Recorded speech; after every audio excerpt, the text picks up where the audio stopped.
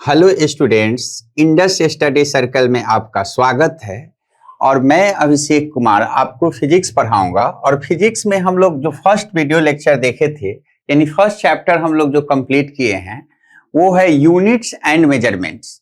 देखो, units measurement जो chapter है, इसमें हम लोग देख रहे हैं क्या कि ये एनसीईआरटी के हिसाब से ये सेकेंड चैप्टर है।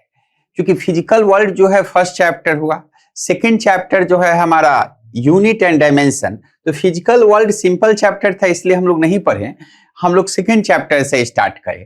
यदि हम लोग देखेंगे तो थर्ड चैप्टर हमारा होगा मोशन इन स्ट्रेट लाइन, और फोर्थ चैप्टर जो होगा एनसीईआरटी के हिसाब से वो होगा मोशन इन प्लेन। तो मोशन इन प्लेन में ही हमारा वेक्टर चैप्टर दे दिया है।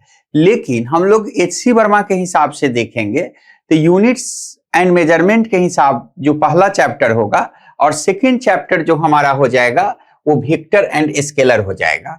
उसके बाद हम लोग थर्ड चैप्टर जो पढ़ेंगे वो मोशन इन वन डायमेंशन, और उसके बाद मोशन इन प्लेन पढ़ेंगे। तो पहले हम लोग जो है वेक्टर पढ़ लेते हैं, क्योंकि हम लोग यूनिट डायमेंशन साथ में हम लोग जो मैथमेटिकल टूल्स कर चुके हैं, तो हम लोग पहले रूल के हिसाब से वेक्टर और स्केलर पढ़ ले। उसके बाद से हम लोग पूरे जोश खरोश के साथ वेक्टर और स्केलर जब हम लोग सीख जाएंगे तो हम लोग मोशन इन वन डायमेंशन और मोशन इन टू डायमेंशन एक ही साथ पढ़ लेंगे। तो देखो, मोशन इन वन डायमेंशन और मोशन इन टू डायमेंशन में प्रॉब्लम क्या है कि हमारा वेक्टर चैप्टर का यूज होता है, इसीलिए हम लोग इस वेक्टर चैप्टर को पढ़ रहे हैं।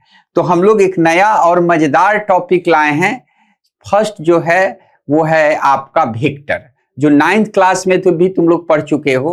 तो सबसे पहले हम लोग का है कि वेक्टर क्या है, वेक्टर, और दूसरा है स्केलर, स्केलर। अब देखो, वेक्टर फिजिकल क्वांटिटी को हम लोग पहले भी जानते हैं कि फिजिकल क्वांटिटी को दो भाग में डिवाइड किया गया है, एक है वेक्टर और दूसरा है स्केलर। तो वेक्टर होने के लिए क्या क्या जरूरी है? पहला मैग्नीट्यूड चाहिए, मैग्नीट्यूड, और दूसरा क्या होना चाहिए? डायरेक्शन होना चाहिए, और तीसरा मैग्नीट्यूड डायरेक्शन के अलावा इसका स्पेशल रूल है, ट्रायंगल लॉ एडिशन का एक स्पेशल रूल है, एडिशन रूल, जिसको हम लोग सिंपल बोलते हैं ट्रायंगल लॉ को फॉलो करना चाहिए, ट्रायंगल लॉ को फॉलो करना चाहिए। स्केलर होने के लिए क्या क्या चाहिए? तो पहले हमारे पास मैग्नीट्यूड होना चाहिए, मैग्नीट्यूड होना चाहिए, डायरेक्शन कोई इंपॉर्टेंस नहीं है। जैसे एग्जाम्पल के लिए हमने बोला लेंथ, तो लेंथ जो है, जैसे ये पेन है, ये 5 मीटर लंबा है, तो लेंथ कैसा है? स्केलर है कि वेक्टर? स्केलर है। दूसरा आया फोर्स, तो फोर्स हम किसी बॉडी पर, जैसे मान लो कि ये बॉडी है, ये, इस पर हम लोग फोर्स लगा रहे हैं, जैसे मान लो कि इसको हम लोग ऐसे फोर्स लगा रहे हैं 10 न्यूटन का, खींच रहे हैं, तो कितना कुछ ना कुछ एंगल बनाएगा, मान लो 60 डिग्री बनाएगा। तो इसमें क्या है, आपके साथ मैग्नीट्यूड भी है और साथ में क्या है, एक डायरेक्शन है, एंगल बना रहा है।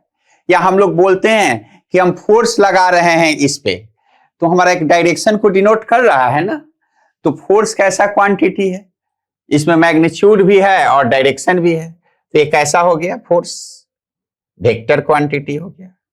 और भी हम लोग देख सकते हैं डिस्टेंस, डिस्टेंस हम लोग बोलते हैं कि 5 किलोमीटर गए, तो 5 किलोमीटर क्या हो गया? मैग्नीट्यूड हो गया, प्रीवियस चैप्टर में हम लोग पढ़ चुके हैं। तो 5 किलोमीटर हम लोग 5 किलोमीटर डिस्टेंस दूरी तय किया, तो ये कैसा हो गया? आपके पास मैग्नीट्यूड है, तो ये कैसा हो गया? स्केलर हो गया। लेकिन 5 किलोमीटर नॉर्थ डायरेक्शन में गए, डायरेक्शन क्या दे दिया? नॉर्थ। तो ये क्या हो गया, डिस्टेंस नहीं हुआ, ये एक प्रकार का डिस्प्लेसमेंट हो गया। हम आगे पढ़ेंगे डिस्प्लेसमेंट पर भी। तो इसमें डायरेक्शन हो गया, तो डिस्प्लेसमेंट कैसा हो गया, डिस्प्लेसमेंट कैसा हो गया, वेक्टर क्वांटिटी हो गया। हमने बोला कि हम जो है हमारा जो हम दौड़ रहे हैं, एक बच्चा दौड़ रहा है और उसका स्पीड है 5 kilometre per hour, 5 kilometre per hour, यानी 1 घंटा में वो 1 आवर में वो 5 किलोमीटर जाता है। तो ये क्या हो गया, स्पीड हो गया। तो स्पीड कैसा क्वांटिटी हो गया, स्केलर क्वांटिटी। अब दूसरा है कि हमारे पास 5 किलोमीटर पर आवर स्पीड है, लेकिन हमारा डायरेक्शन दे दे, डायरेक्शन क्या दे दे, नॉर्थ ईस्ट या नॉर्थ डायरेक्शन में जा रहा है या ईस्ट डायरेक्शन में दौड़ रहा है, ईस्ट। तो लड़का जो है 5 किलोमीटर पर आवर से हमारे पास ईस्ट डायरेक्शन में, तब ये स्पीड नहीं रह गया, ये क्या हो गया, वेलोसिटी हो गया, क्योंकि इसमें डायरेक्शन भी हो गया, वेलोसिटी हो गया। तो हम लोग क्या देख रहे हैं कि वैसा फिजिकल क्वांटिटी जिसमें तुम्हारा मैग्नीट्यूड हो, डायरेक्शन हो, और अभी ट्रायंगल लॉ की बात नहीं करेंगे, वो बाद में हम लोग करेंगे। तो जिसमें मैग्नीट्यूड और डायरेक्शन दोनों हो, उसको हम लोग क्या बोलते हैं, वेक्टर बोलते हैं। और जिसमें मैग्नीट्यूड हो केवल, तो हम लोग क्या बोलते हैं, स्केलर बोलते हैं। क्लियर हो गया। तो वेक्टर क्या है, वैसा फिजिकल क्वांटिटी जिसमें ओनली क्या हो, मैग्नीट्यूड और डायरेक्शन हो, साथ में ट्रायंगल लॉ को फॉलो करे, उसको वेक्टर बोलते हैं। स्केलर क्या है, जिसमें ओनली मैग्नीट्यूड, केवल मैग्नीट्यूड हो, जैसे आपका लेंथ हो गया, जिसको डिस्टेंस बोल रहे हैं 5 किलोमीटर, है ना, या इस पेन का लंबाई 2 सेंटीमीटर है, तो 2 सेंटीमीटर क्या है, मैग्नीट्यूड है। एक प्रकार का क्या है, स्केलर है कि वेक्टर है, तो स्केलर है। समझ गए, क्लियर है। इसको मिटाते हैं। देखिए हम लोग अभी वेक्टर और स्केलर तो देखे थे, अब इसको थोड़ा सा डिफिनेशन में आप लोग देख लीजिए कि ये वेक्टर क्या है, स्केलर क्या है। तो वेक्टर और स्केलर का जो डिफिनेशन है, कह रहा है कि the physical quantity which have both magnitude and direction and obey triangle law of vector addition are called vector quantity. यानी अभी हम आपको बताए हैं कि वैसा फिजिकल क्वांटिटी जिसके पास 2 चीज हो, मैग्नीट्यूड हो, यहां पर ध्यान देना है, मैग्नीट्यूड की बात हो रही है, साथ में डायरेक्शन की बात हो रही है, और तीसरा हम लोग एक टॉपिक जो बोल रहे हैं कि ट्रायंगल लॉ की या वेक्टर एडिशन लॉ, इसको हम लोग बाद में बात करेंगे, भी इसके बाद ही बात करेंगे। अभी हम 2 चीज की जगह बात करेंगे वेक्टर में, कि जिसके पास मैग्नीट्यूड हो और डायरेक्शन हो, और साथ में वेक्टर एडिशन लॉ को फॉलो करे। अब तुम बोल सकते हो कि सर वेक्टर एडिशन लॉ क्या है, तो इसको हम लोग जस्ट अभी डिस्कस करेंगे कि वेक्टर एडिशन लॉ क्या है। तो उसको हम लोग क्या बोलते हैं, वेक्टर क्वांटिटी। जैसे फोर्स, तो फोर्स के पास क्या है, मान लो तुम बोल रहे हो कि हमने इस पे 10 न्यूटन फोर्स लगाया, तो 10 न्यूटन जो फोर्स लगाया, तो हमारे पास क्या है, 10 न्यूटन तो मैग्नीट्यूड हो गया फोर्स, और हमारा डायरेक्शन भी हो गया कि 21 पर, मान लो कि ये हम लोग इस पे 30 डिग्री एंगल पर हम लोग इसको खींच रहे हैं, ऐसे रस्सी से हम लोग इस ब्लॉक को 30 डिग्री एंगल पर खींच रहे हैं। तो 30 डिग्री एंगल पर खींच रहे हैं, तो ये हमारा फोर्स जो लगा, कितना लगा, 10 न्यूटन, और साथ में एंगल कितना हो गया, 30 डिग्री। तो ये तुम्हारा क्या हो गया, फोर्स हो गया। डिस्प्लेसमेंट, तो डिस्प्लेसमेंट क्या है, मान लो कि तुमको बोला जाए कि 10 किलो 20 किलोमीटर चल रहे हो, किस डायरेक्शन में, तो वेस्ट डायरेक्शन में या ईस्ट डायरेक्शन में, तो वेस्ट, तो ये तुम्हारे पास क्या हो गया, डिस्प्लेसमेंट हो गया। वेलोसिटी, तो वेलोसिटी भी वेक्टर क्वांटिटी है। क्यों, तुमसे बोला जाए कि तुम्हारा स्पीड जो है 20 किलोमीटर पर आवर है नॉर्थ डायरेक्शन में, तो इसमें नॉर्थ, तुम नॉर्थ डायरेक्शन में 20 किलोमीटर पर आवर से दौड़ रहे हो ऐसे ऐसे, तो 20 किलोमीटर पर आवर से जो दौड़ रहे हो, तो 20 किलोमीटर तो तुम्हारा मैग्नीट्यूड को डिनोट कर रहा है, और डायरेक्शन को कौन डिनोट कर रहा है? नॉर्थ डायरेक्शन में। अब हम लोग बोल रहे हैं कि जिसमें आपका क्या हो, वेक्टर वो क्वांटिटी है जिसमें मैग्नीट्यूड डायरेक्शन दोनों हो, उसको हम लोग वेक्टर बोलते हैं। और एक हम लोग लाए हैं कि जो हम लॉ ऑफ वेक्टर एडिशन को फॉलो करें। तो लॉ ऑफ वेक्टर एडिशन हम स्पेशल टॉपिक में डिस्कस कर देंगे, अभी जस्ट डिस्कस करेंगे। तो उसको हम लोग क्या बोलते हैं? Vector quantity. स्केलर क्वांटिटी किसको कहते हैं? तो वैसा क्वांटिटी जिसके पास ओनली मैग्नीट्यूड हो। जैसे मास है, तो मास हम लोग बोलते हैं 5 केजी चावल। तो 5 केजी चावल, 5 केजी तुम्हारे पास क्या है? मास है। इसमें मास में कोई डायरेक्शन होता है क्या? नहीं। 5 केजी राइस एक टोकरी में है, और 2 केजी राइस एक और टोकरी में है। तो दोनों को ऐड करोगे तो क्या हो जाएगा? 7 केजी। तो कहने का मतलब क्या है कि स्केलर क्वांटिटी वो क्वांटिटी है जिसमें केवल मैग्नीट्यूड रहे, डायरेक्शन नहीं रहे। और इसको एडिशन का एक सिंपल लॉ होता है जो हम लोग 9th-10th से पढ़ते आ रहे हैं। जैसे 5 केजी राइस और 2 केजी राइस, कितना हो गया? 7 केजी। अब हमारे पास टाइम है, तो टाइम भी क्या है? स्केलर क्वांटिटी है। हम लोग मान लो कि 12 बजे एक वीडियो लेक्चर बनाना स्टार्ट किए और हमारा वीडियो लेक्चर 1 बजे तक खत्म हो गया। तो ये 12 बजे से लेकर 1 बजे तक चला, तो कितना टाइम हुआ? 1 आवर हुआ। और एक वीडियो लेक्चर हमने 2 बजे से बनाना स्टार्ट किया और 5 बजे तक बनाया, 2 से 5 PM तक। तो एक बात बताओ, यहां हम लोग कितना देर बनाए? 3 आवर। अब इस दोनों को ऐड करोगे तो टोटल हम लोग कितना देर टीचिंग किए? तो 4 आवर हो गया। तो इसका एडिशन हमारा सिंपल है। तो टाइम का ऐड करने का जो तरीका होता है वो सिंपल एडिशन है। तो ये एक प्रकार का क्या है? स्केलर क्वांटिटी है। तो वेक्टर स्केलर तो समझ गए होंगे, क्लियर है? चलिए देखो, अभी हम लोग जो डिस्कस किए हुए थे कि वेक्टर और स्केलर क्या है, उसके बाद उसी में हम बताए हुए थे कि वेक्टर एडिशन का जो रूल है वो स्पेशल लॉ है। तो वही हम स्पेशल लॉ जो है 3 तरीका से है। और स्केलर क्वांटिटी को एडिशन का जो हमारे पास सिंपल लॉ है, जैसे 5 डिग्री फ़ारेनहाइट किसी व्यक्ति का टेम्परेचर है और किसी दूसरे व्यक्ति का टेम्परेचर है 90 डिग्री फ़ारेनहाइट, तो दोनों को सिंपली ऐड कर सकते हो। 90 + 5 95 हो गया। उसी तरह बहुत सारा चीज है कि जैसे हम बताए हैं अभी थोड़ा देर पहले कि मास भी 5 की किसी 2 व्यक्ति है, उसका एक का मास जो है 50 केजी है और एक का मास 60 केजी है, 60 केजी। तो दोनों को ऐड करोगे तो 60 + 45 50।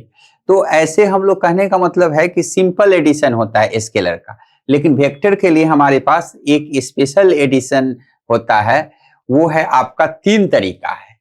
एक है triangle law of vector addition, दूसरा है parallelogram law of vector addition, और तीसरा है polygon law of vector addition.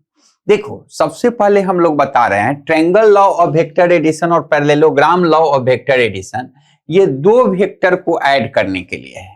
मतलब 2 वेक्टर को ऐड करोगे तो ये दोनों लॉ लगा सकते हो। 2 से अधिक वेक्टर को यदि ऐड करना है तो उसके लिए हमारे पास कौन लॉ है?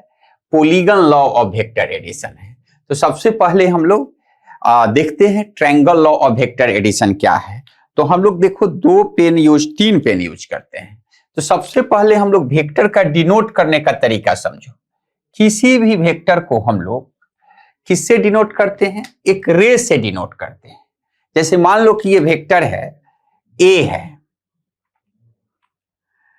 अब जो इसका लेंथ होता है, ये लेंथ, ये इसके यहां से यहां तक जो लेंथ हो गया, ये इसके मैग्नीट्यूड को डिनोट करता है। किसको डिनोट करता है? मैग्नीट्यूड को। तो मान लो कि यहां से यहां तक लेंथ जो है 5 है, तो इसका मैग्नीट्यूड जो हो गया, इस वेक्टर का मैग्नीट्यूड जो हो गया, ये मॉड के अंदर लिखेंगे मैग्नीट्यूड को 5 सेंटीमीटर। मैग्नीट्यूड को हमेशा जो है हम लोग मॉड के अंदर लिखते हैं, मॉडुलस के अंदर। तो इसका मैग्नीट्यूड जो हो गया 5 सेंटीमीटर हो गया। और ये जो डिनोट कर रहा है, ये एरो जो डिनोट कर रहा है, ये डायरेक्शन को डिनोट कर रहा है। क्या डिनोट कर रहा है? डायरेक्शन को, मतलब ये रे जो डिनोट कर रहा है ये डायरेक्शन को हमारा डिनोट कर रहा है।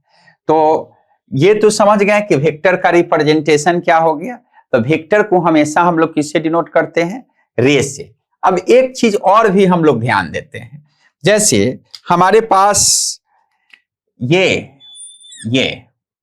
तो इसको हम लोग बोलते हैं टेल, इसको हम लोग बोलते हैं टेल,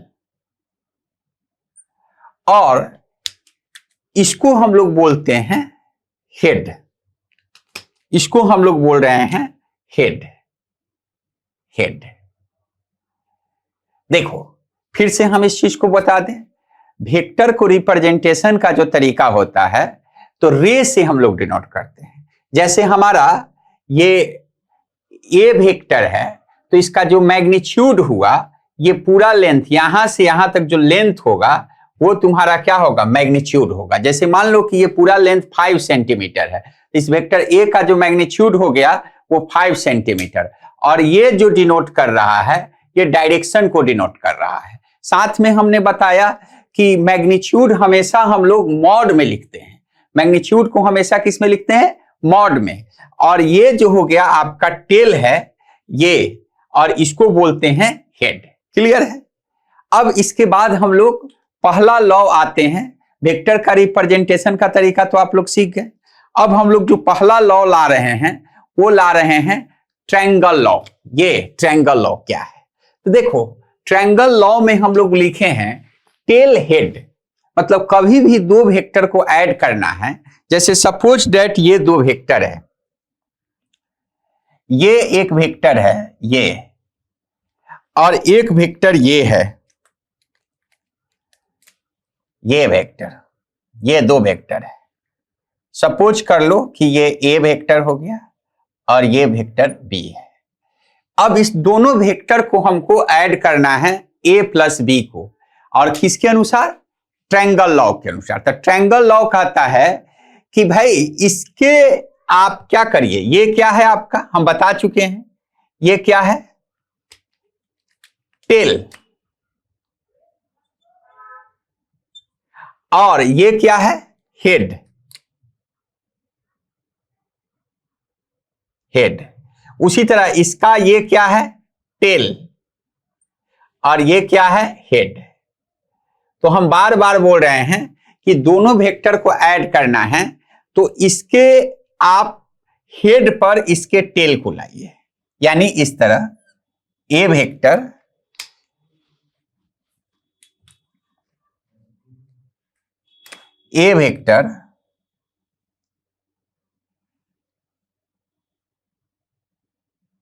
और ये इसके हेड पर इसके टेल को लाओ, ये बी वेक्टर। हमारा कहना है कि इसके हेड पे इसके टेल को लाइए। अब इसका जो रिजल्टेंट होगा टेल हेड होगा, टेल होगा। इसके टेल को और इसके हेड को मैच कर दो, मैच करो,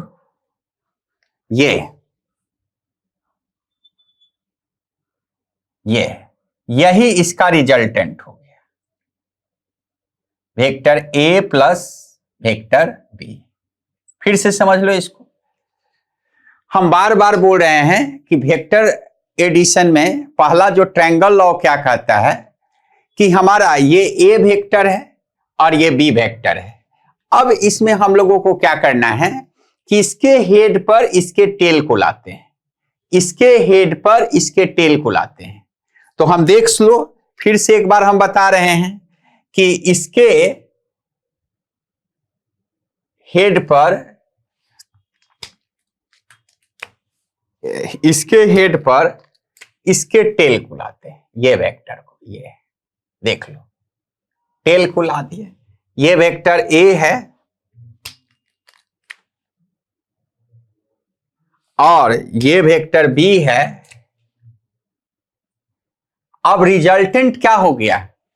टेल हेड, हम बार बार बोले रिजल्टेंट क्या है, टेल हेड। यानी कहने का मतलब ये हुआ कि रिजल्टेंट जो हो गया इसके टेल को और इसके हेड को मिला दो, ये मिला दो, यही जो रिजल्टेंट मिला वो क्या मिला, vector A plus vector B, यही रिजल्टेंट मिला।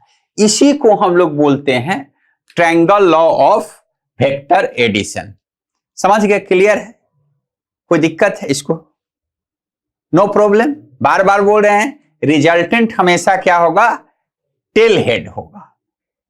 फिर से समझो, वेक्टर ए का हेड और वेक्टर बी का टेल, वेक्टर ए के हेड पर वेक्टर बी का टेल रखना है, यहां पर भी हम वही किए हैं।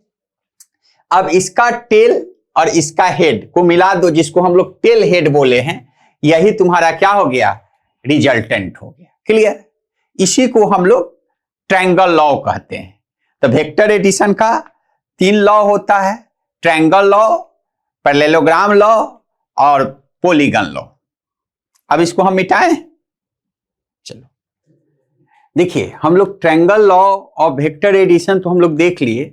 अब हम लोग नया जो टॉपिक लाए हैं parallelogram law of vector addition. तो देखो, parallelogram law of vector addition में हम लोग क्या करते हैं कि जैसे मान सपोज कर लो कि ये ए वेक्टर है और ये बी वेक्टर है, यहां 2 वेक्टर है, इस वेक्टर का डायरेक्शन इधर है और इस वेक्टर का डायरेक्शन इधर है। तो हमारा कह रहा है कि इस दोनों वेक्टर को ऐड करना है, इसका रिजल्टेंट क्या होगा। तो देखो सिंपल सा बात है, इसका रिजल्टेंट जो होगा वो होगा, क्या होगा लिखवाए, टेल टू टेल। यानी टेल टू टेल मतलब इस वेक्टर ए का टेल क्या है, ये पॉइंट है, और वेक्टर बी का भी टेल कौन है, ये। तो यही इसका क्या हो गया, रिजल्टेंट हो गया। Vector R equal to vector A plus vector B. अब देखो एक चीज बात आया कि हमारा इसका पैरेललोग्राम लॉ क्या क्यों कहते हैं। तो हम लोग पैरेललोग्राम लॉ इसलिए कहते हैं कि सपोज दैट हम लोग ऐसे कर ले कि इसके पैरेलल हम लोग एक ऐसे हम लोग वेक्टर ले ले और इसके पैरेलल समझो इस लाइन से ये इस दोनों को मिला दो, तो तुम नहीं बोल सकते हो कि ये डायगोनल होगा, यही हमारा क्या होगा, रिजल्टेंट होगा। तो एक प्रकार का ये क्या है, पैरेललोग्राम ही तो है।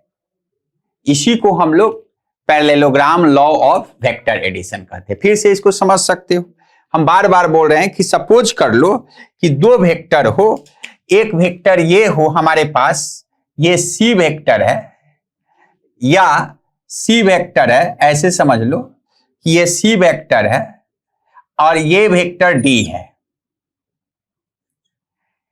अब एक वेक्टर इधर से जा रहा है, एक वेक्टर इधर जा रहा है, तो हम बार बार बोल रहे हैं कि इसका रिजल्टेंट कौन होगा। तो रिजल्टेंट जो होगा टेल टू टेल होगा। तो ये तो हेड है, तो इसका टेल ये हुआ, ये टेल। अब ये हेड है तो इसका टेल ये हुआ, तो रिजल्टेंट क्या होगा, यही होगा इसका रिजल्टेंट। तो रिजल्टेंट जो हो गया वो vector C plus vector D हो गया इसका रिजल्टेंट।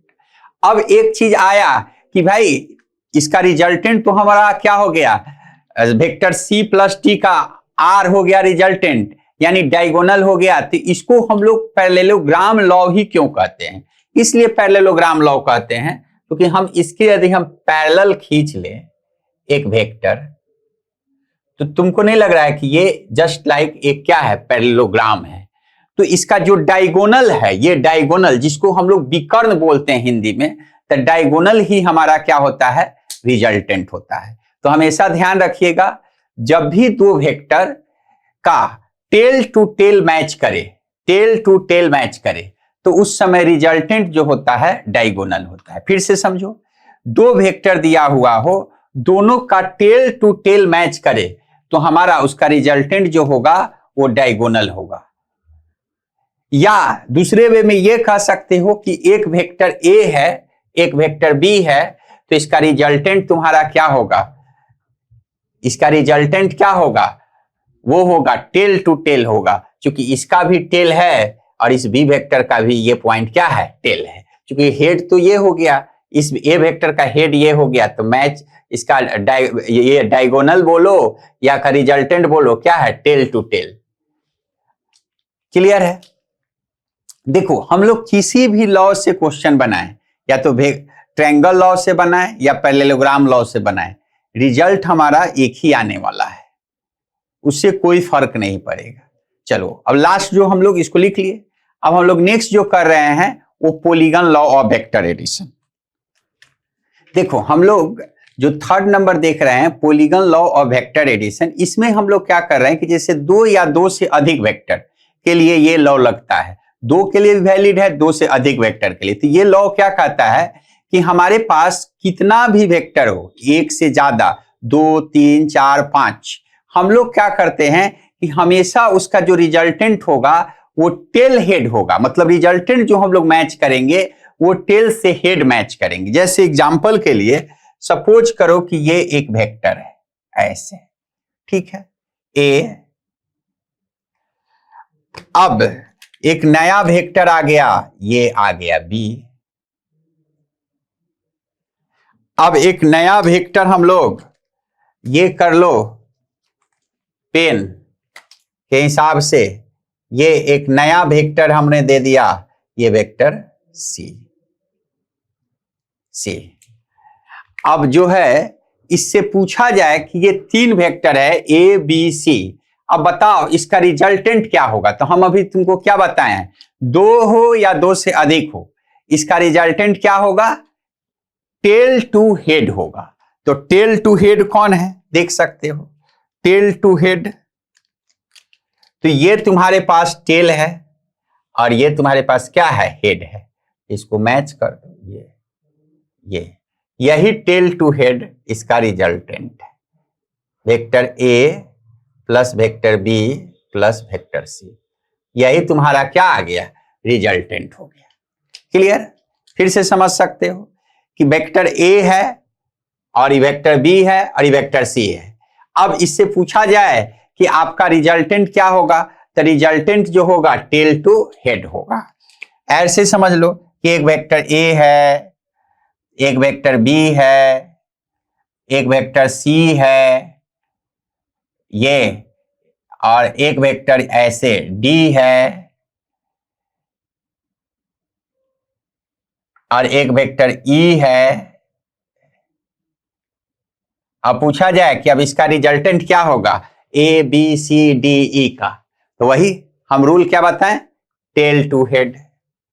तो इसको मैच कर दो, इसके टेल, या इसको मैच करो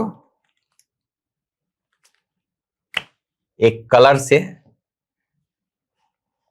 इसके टेल और इसके हेड को मैच कर लो, यही रिजल्टेंट हो गया, टेल टू हेड रिजल्टेंट।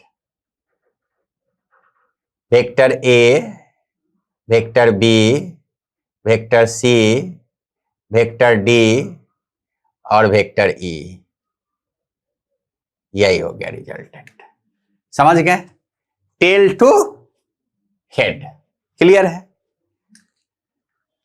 तो हम लोग वेक्टर एडिशन तो समझ गए। तो यहां कोई भी वेक्टर एडिशन का लॉ लगा सकते हो, तुम्हारे ऊपर है। ट्रायंगल लॉ भी लगा सकते हो, पैरेललोग्राम लॉ भी लगा सकते हो और पॉलीगन लॉ भी लगा सकते हो। क्लियर? देखो अब हम लोग जो पहले जो डिस्कस किए थे वो डिस्कस किए हुए थे कि वेक्टर एडिशन का रूल, ट्रायंगल लॉ, उसके बाद हम लोग पैरेललोग्राम लॉ, और साथ में हम लोग डिस्कस किए थे क्या, आपका पॉलीगन लॉ। अभी नया टॉपिक हम लोग लाए हैं, एंगल बिटवीन टू वेक्टर्स। देखो जब भी हम लोग दो वेक्टर के बीच जब एंगल निकालना हो तो हम लोग ऐसा नहीं करेंगे कि दो वेक्टर को ऐड करेंगे तो अपने मन से कोई दो एंगल ले लेंगे, वैसा नहीं है, इसका कुछ रूल है। तो क्या रूल है, इसमें हम लोग टेल से टेल मैच करते हैं, टेल से टेल, या हेड से हेड मैच करते हैं, हेड से हेड। अब देखो कैसे है, तो सबसे पहले इससे हम यहां पर हम क्वेश्चन दिए हुए हैं, कोई एक क्वेश्चन उठा सकते हो और हम लोग बना सकते हैं। आप इसको मिटा दो और हम लोग देखो, जैसे यही क्वेश्चन है, हम लोग सी और डी वेक्टर के बीच का एंगल निकालना है। तो देखो, सी और डी वेक्टर का एंगल निकालना है तो हमारे पास सी वेक्टर का डायरेक्शन इधर है और डी का डायरेक्शन इधर है। तो हम लोग क्या करेंगे, सबसे पहले इस डी को हम लोग इधर बढ़ाते हैं। जो मीटिंग पॉइंट होता है, कहीं भी जब वेक्टर, दो वेक्टर के बीच एंगल निकालना है तो मीटिंग पॉइंट से दूर भगाएंगे। तो मीटिंग पॉइंट तुम्हारा कौन है, जहां पर दोनों वेक्टर मीट कर रहा है, यही पॉइंट है ये। तो हम बार बार बोल रहे हैं कि इस मीटिंग पॉइंट से दूर भगाओ। ये वेक्टर इधर आ रहा है, ये वेक्टर इधर भाग रहा है, तो ये तो ऑलरेडी भाग रहा है, ये दूर भाग रहा है, तो इसको मीटिंग पॉइंट से डंडा लेके हम लोग क्या करेंगे, दूर भगाएंगे। ये अब देखो, ये भी दूर भागने लगा और ये भी दूर भागने लगा। तो सी और डी के बीच के एंगल जो होगा यही होगा, ये थीटा। तो कितना हो जाएगा देख सकते हो, तो ये 70 है तो ये कितना हो गया, 110 हो गया। क्योंकि किसी भी स्ट्रेट लाइन पर एंगल कितना बनता है, ये 70 दे दे तो ये 110 ही होगा, क्योंकि 180 ही बनता है। और जो भी हम लोग थीटा का वैल्यू लेंगे, इस चीज को ध्यान रखना, 0 से लेकर कुछ भी नहीं ले लेना है, 180, 0 to 180 एंगल लेना है। 0 ले सकते हो, 0 से 180 के बीच में 0 और 180 भी ले सकते हो। अब दूसरा आया ये पॉइंट हमारे पास, तो ये मीटिंग पॉइंट है, तो ये ऑलरेडी मीटिंग पॉइंट से देख लो, ये वेक्टर ऐसे है और ये वेक्टर ऐसे है। तो तुमको नहीं लग रहा है कि ये ऑलरेडी मीटिंग के नजदीक आ रहा है ये, तो इसको डंडा लेकर क्या भगाओ, दूर भगाओ। ये भी मीटिंग के नजदीक आ रहा है और ये भी मीटिंग के नजदीक आ रहा है, ये 30 डिग्री एंगल है, तो डंडा लेके दूर भगाओ। तो देखो, वर्टिकली अपोजिट एंगल क्या होता है, इक्वल होता है। हम लोग पढ़े हैं 9th क्लास में कि जो एंगल ये होगा वही एंगल ये होगा।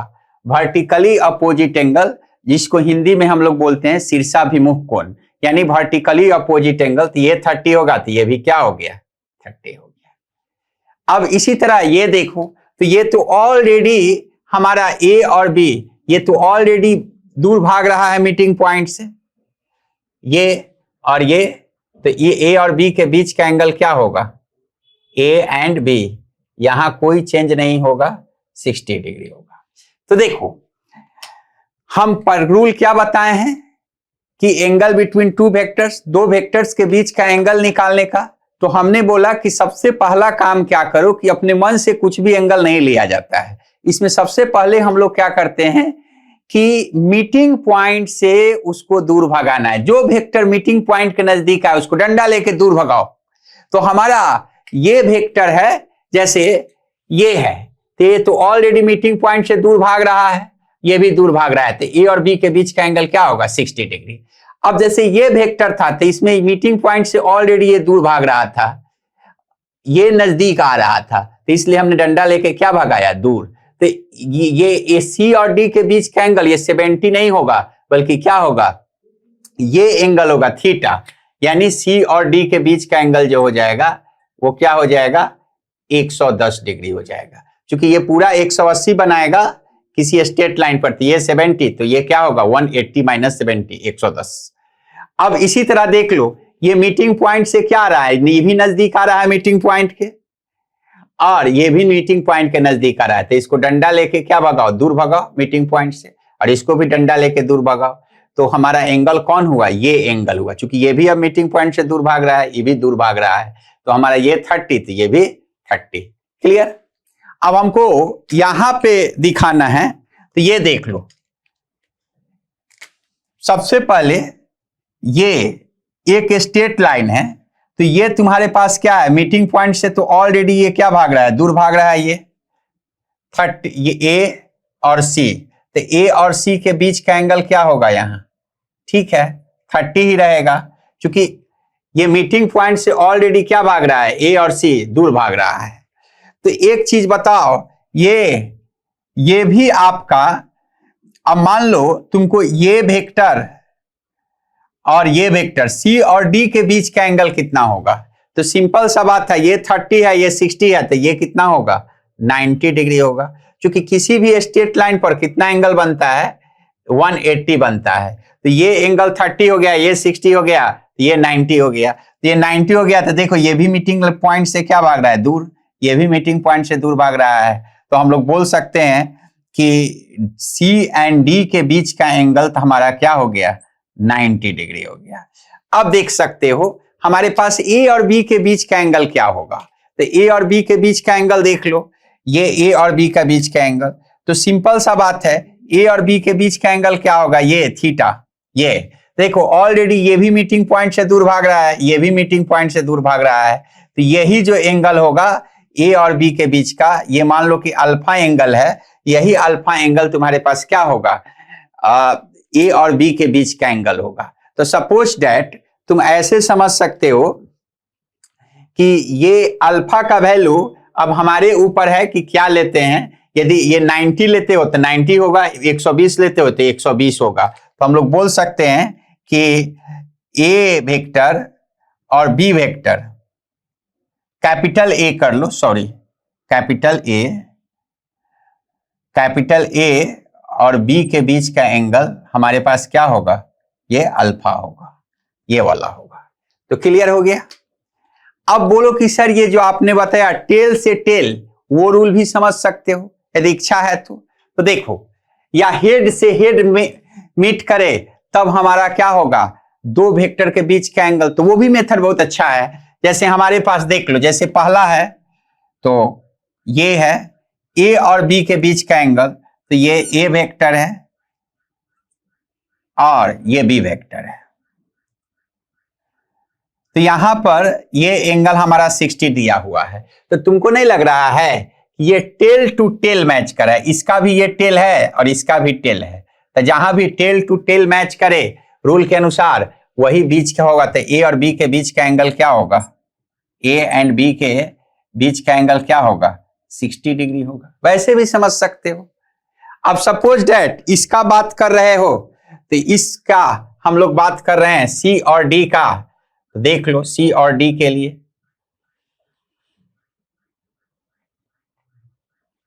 तब इस रूल के हिसाब से हम लोग क्या करेंगे। देखो हमने बोला है कि टेल से टेल मैच करेगा, हेड से टेल मैच करेगा, तो इसमें देखो इसके लिए ये क्या है हेड है, और इसके लिए ये क्या है, इसके लिए इस वेक्टर के लिए ये सी वेक्टर मान लो, सपोज कर लो, तो ये सी वेक्टर के लिए ये टेल है और डी के लिए क्या है हेड है।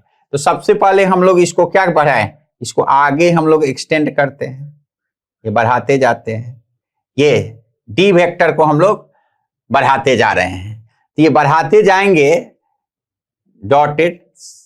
तो तुमको नहीं लगता है कि ये जब हम लोग बढ़ाते जाएंगे तो हम लोग एक्सटेंड कर देंगे, तो अब ये इसका क्या हो गया, ये आपका टेल हो गया, और इसके लिए भी ये क्या हो गया टेल हो गया। अब इसका हेड कौन हुआ, ये हुआ, तो हम लोग इसके बीच का एंगल क्या होगा 110 डिग्री।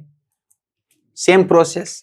अब यहां पर भी हम लोग देख सकते हो कि यहां पर दोनों का, इस वेक्टर का भी, और मान लो इस वेक्टर का नाम दे दो P और इस वेक्टर का नाम दे दो Q, तो दोनों वेक्टर का मीटिंग पॉइंट जो है इसके लिए भी हेड है और इसके लिए भी हेड है। तो हम जब भी हम बोल रहे हैं कि हेड टू हेड मीट करे या टेल टू टेल मीट करे, तो हमारा क्या होगा वही एंगल होगा, तो इसके बीच का एंगल क्या होगा 30 डिग्री होगा। क्लियर। अब मान लो इसके लिए भी देख सकते हो कि हमारे पास, हम बार बार बोल रहे हैं कि इसके भी इस मेथड से देखना चाहते हो तो हम लोग इसको मिटा दो और हम लोग ये करना चाहें, या देखो इसके लिए ये पॉइंट क्या है, ये आगे बढ़ेगा तो ये क्या हो जाएगा, ये भाग रहा है, तो इसको भगाओ ऐसे, तो इसके लिए अभी क्या हो गया टेल इस वेक्टर के लिए, और ये वेक्टर नजदीक आ रहा है तो इसको भी भगाओ,